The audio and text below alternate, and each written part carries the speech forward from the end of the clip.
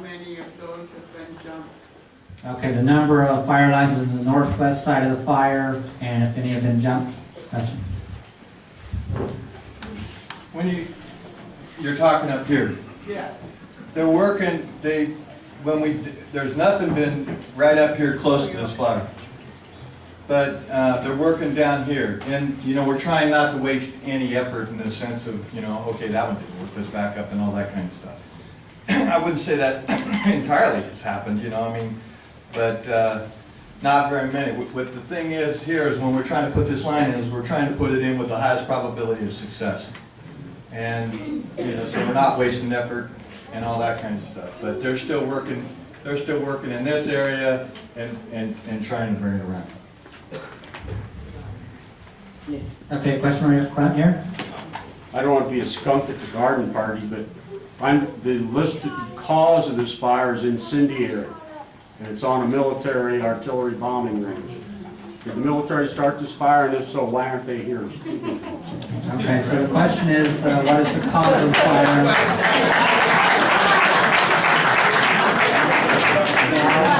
Sorry,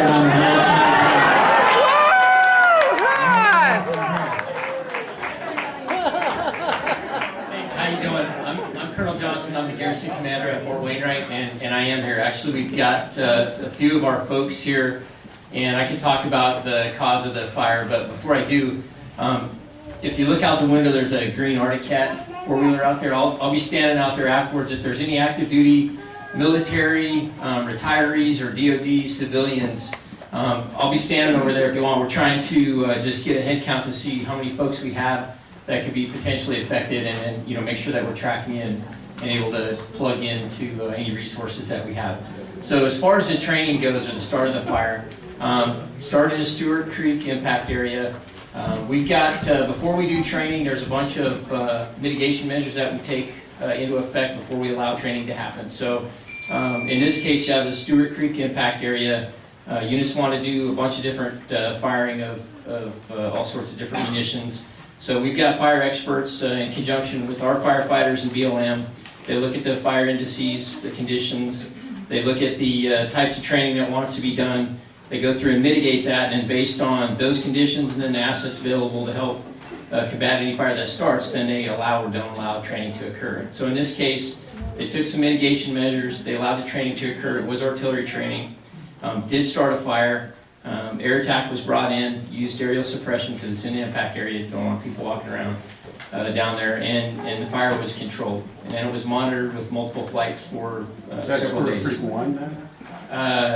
I couldn't tell you the truth. I mean, there's 1 and 2. 1 was started earlier, over further, and apparently has been controlled. The Stuart Creek 2 is I'll have to ask the fire guy for sure. It was two. two. Yes, it was 2.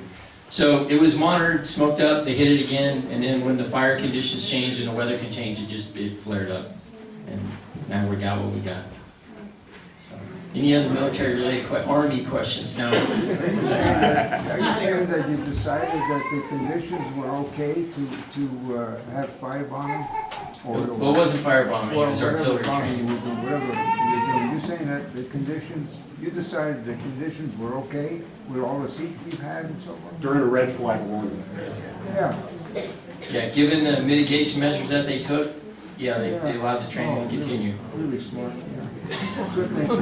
Yes, Good ma'am. thinking. Well, what I was wondering, is the military going to be financially responsible for the loss of any of our soldiers?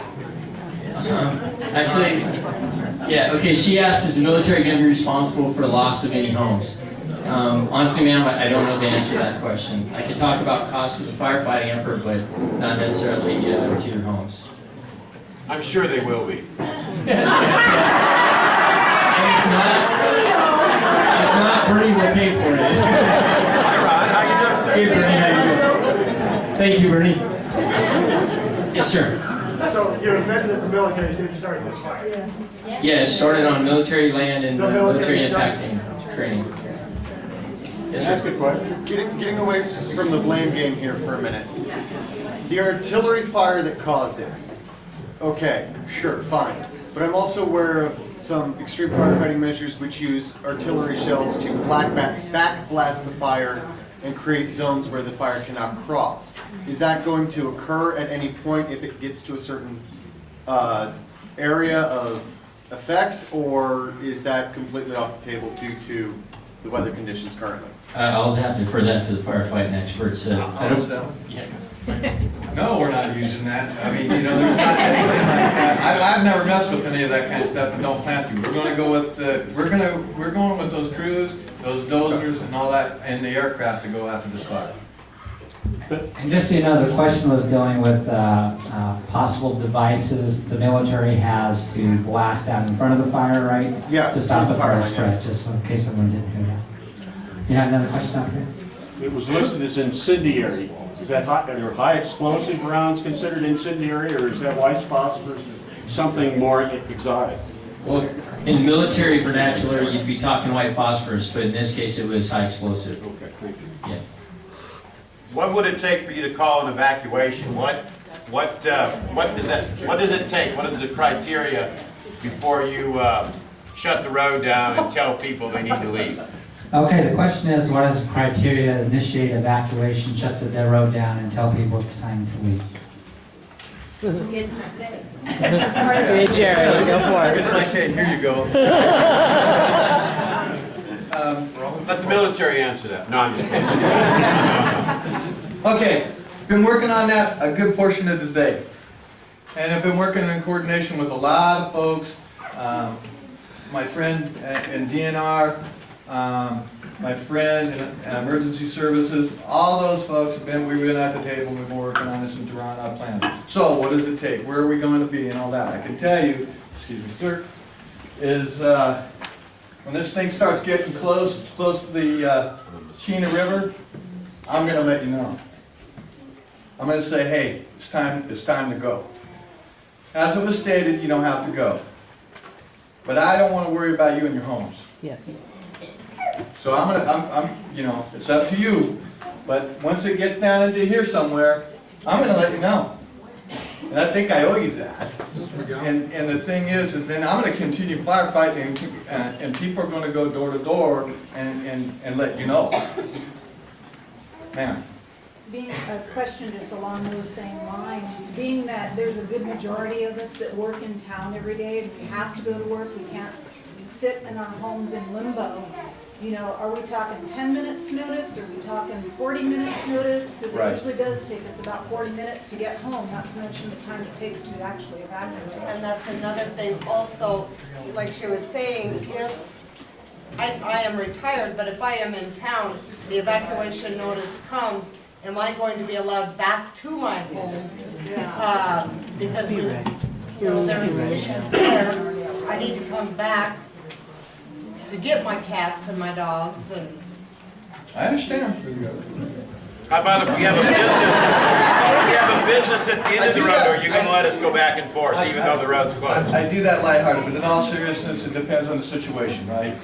If there's fire across this highway, if there's fire going in a lot of places, I can't have a lot of the public running around while I have the firefighters.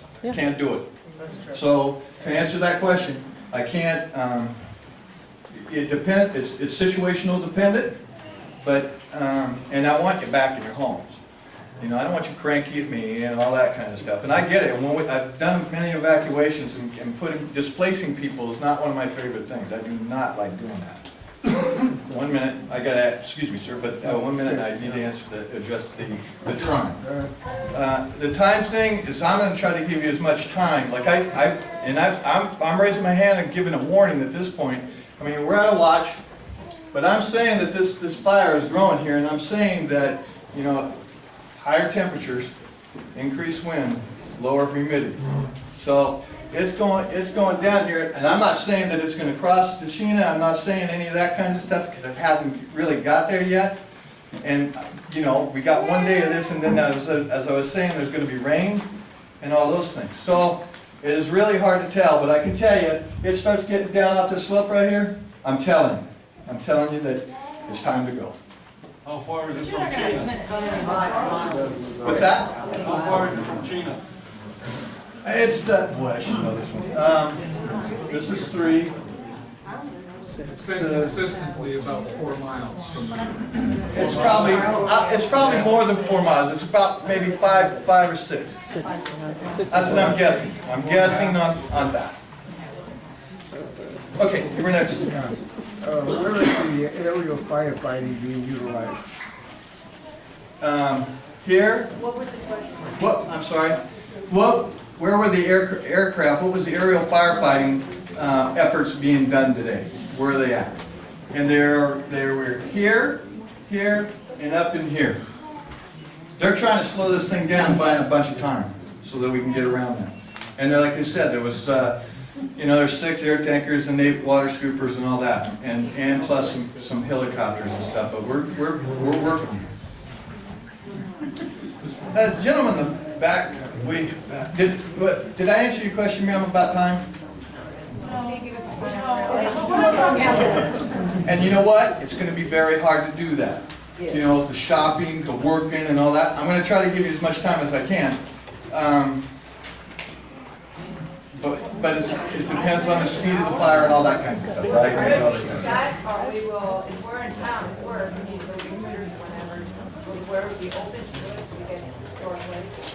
Or we check the Yeah, and I've had those situations again, working with the state troopers, working with the... repeat the question? We can hear. I got to answer. What's that? What's the wind? Which direction is the wind? Good question. Today it was coming out of the east, tomorrow it's coming out of the south. Answer the last question. Yeah. Repeat it. And can you, The fire down the road was closed for like 6 or 7 hours, and I was wondering, a lot of us go to work, we're in town all day, we kind of get rumor, phone call, we need to get home, get our stuff, get our animals, blah, blah, blah. Would they ever shut the road and we're going home? again, it's situational dependent, but I wouldn't mind if you would get your stuff and then go and all that kind of stuff, but again, it depends on in the situation. Well, that's, yeah, maybe, but that, hopefully we can, like I say, we're trying to put effort of trying to cross and turn that corner. But, you know, it's all situational dependent. And then, I didn't know what was the next one. Oh, the gentleman in the back, I'm sorry. Are we going to use retardant on our homes if it gets to the river? You know what, there's a lot of DNR that has done a lot of good work around some of those homes and stuff. We will probably, you know, I don't plan on being in your homes, but if we have to, you know what, I'm going to use retardant. I'm going to do everything to try to save your home. Thank you. Yikes, I'm over here. We'll give Jerry a chance to catch his breath. Maybe a question for Ed or Dave. Yeah, make a comment. I'm Ron Richards, my wife Sharon. We've lived out in tours for several decades, maybe longer than that. And Mr. McGowan, I know you've got a lot on your plate since you arrived from California. But just east of us is a 250,000 acre park. And it had burned in the 50s, right up to the community here. And it burned in 1962. Then it became a park in 67. And one of our biggest fears is our prevailing winds come out of the east. Now the fire at 14 Mile just here a couple weeks ago, we had 30 knot winds right here, and that's what caused that thing to crawl down the highway so quick. And so I'm just trying to give you some idea of where the jeopardy for this community might actually lie. If it crawls, I know fire doesn't crawl good downhill, but if it comes down those slopes at the face of that, the northern part, and gets a good start, and you do have to put a line on, you know, you've got to make a front on the river and that kind of thing. That's when the community could really be in jeopardy. And just for your personal knowledge, that kind of thing. And I think you guys, I want to say that the State Fire Service, I know you had support from Utah and people from out of state because they'd come by our house and that kind of thing. And laying out the feeder lines along all the roads,